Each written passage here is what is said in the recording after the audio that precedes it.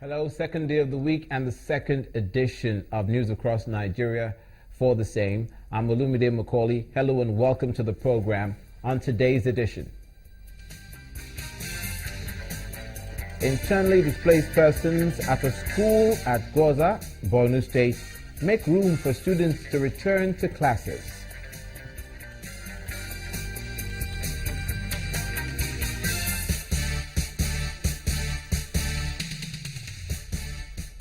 Nigerian Navy liberates hijacked ship.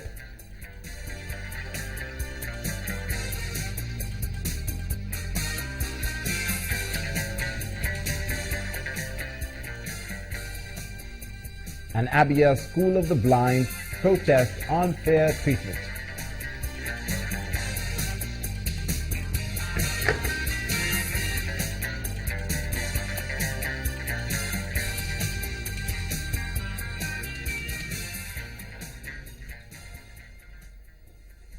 Thank you for joining us. We begin with this story we've been following in the Northeast, where internally displaced persons have now vacated public schools within Maiduguri, the state capital, where they've been sheltered by the Borno state government.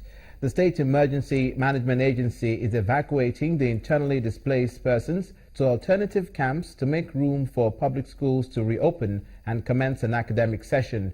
3 public schools have already been vacated as thousands of people relocated IDPs adjust in their new camps. 6 out of the 23 makeshift camps for internally displaced persons in Maiduguri are located within the public schools. Government College, Maiduguri, is one of them.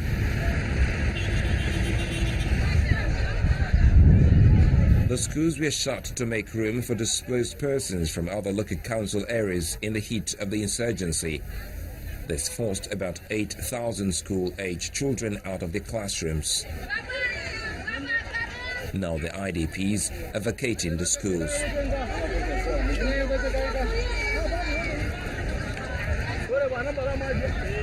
The Borno state government says the closure of schools has been a setback for the state's education sector. The plan is to get the kids back to the classes as soon as possible. The aim of which immediately after the relocation, these schools will reopen.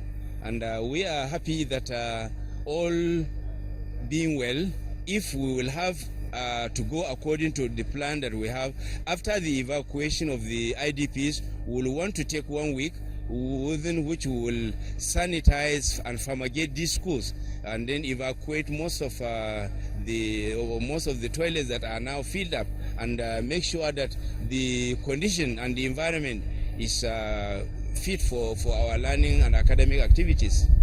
Displaced persons from Goza Council area have stayed the longest in the temporary shelter following the takeoff of the town by the outlawed Boko Haram in 2014. The truth is we have been fighting for a return home, but for the government order, which we cannot go against. But our desire is to go home. Our leaders have been telling us that the terrorists are still seen in our town. Our cry is that we need the government to help us return home now that the rainy season is setting in, so we can go back to our farms and begin to help ourselves. But the State Emergency Management Agency says security reports indicate that returning the nearly 6,000 IDPs to Goza is not a good idea.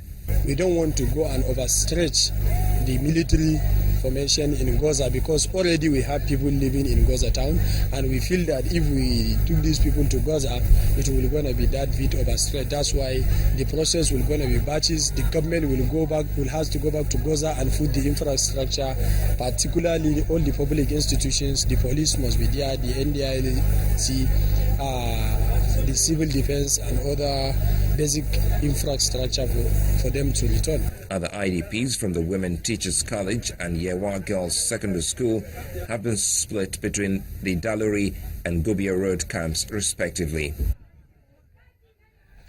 Meanwhile, the rising number of internally displaced persons and their welfare is giving the Speaker of the House of Representatives, Honorable Yakubu Dogara, cause for concern.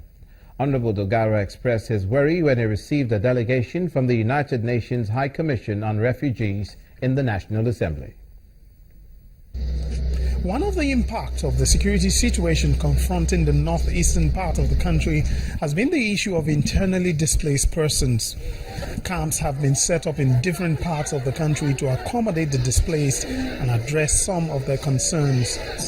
This delegation from the United Nations High Commission on Refugees are here after visiting some of these camps. They speak on their findings.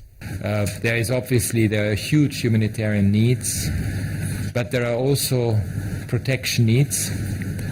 What we think would be very important in the current context of Nigeria to see whether indeed the law that is currently being discussed and debated on the very specific rights of IDPs, taking it from the African Union Convention on the Rights of the Internally Displaced, the so-called Kampala Convention, the domestication of it in the Nigerian context, it would be an extremely valuable contribution to the current situation. Responding, the speaker said the country must take steps to address the plight of internally displaced persons in the country. Roughly unofficial figures of the persons who are involved or trapped in this crisis, maybe slightly more than 2 million that we're projecting. But like I said, we owe a duty to quickly end this situation. But there's no way we can do that unless we bring the conflict to an end. And it makes no sense, absolutely no sense for anybody to insist that people who are displaced should go back to their communities, knowing that the chances are there for them to be attacked, and then those conditions that gave rise to the conflicts have not totally been eliminated. The speaker says the House of Representatives is putting in place legislative structures to ensure that the plights of internally displaced persons are protected at all times. The House is also taking steps to ensure that Nigeria domesticates and ratifies the UN Treaty on the Rights of Refugees. Lanre Lasase, Channels Television News.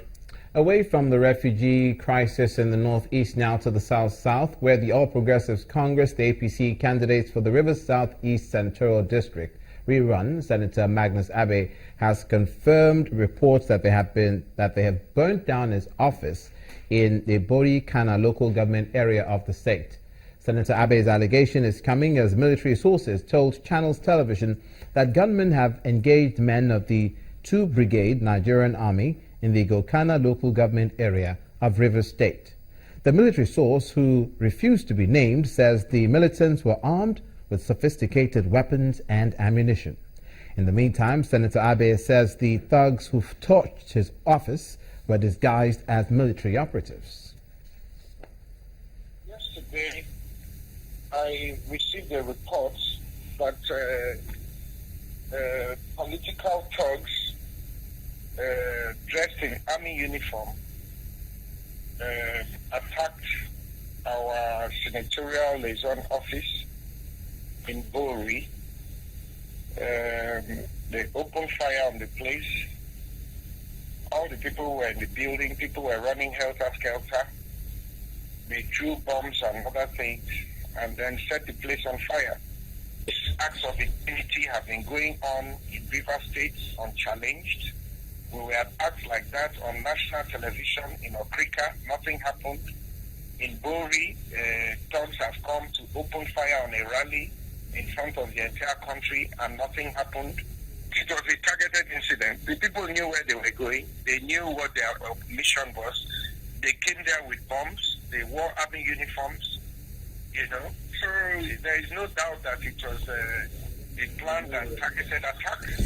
We have been talking in River State about violence preceding these rerun elections. And the country does not seem to actually understand that our lives are in danger, that we're being threatened on a daily basis. I've appealed to my people not to take the laws into their hands. We cannot all behave like animals and mad people, So I'm pleading with everybody to please not do anything that will cause a breach of the peace. You're watching news across Nigeria, your go-to program for all things Nigerian and all things current. Coming up, drama on the high seas as the Nigerian Navy liberates a hijacked ship.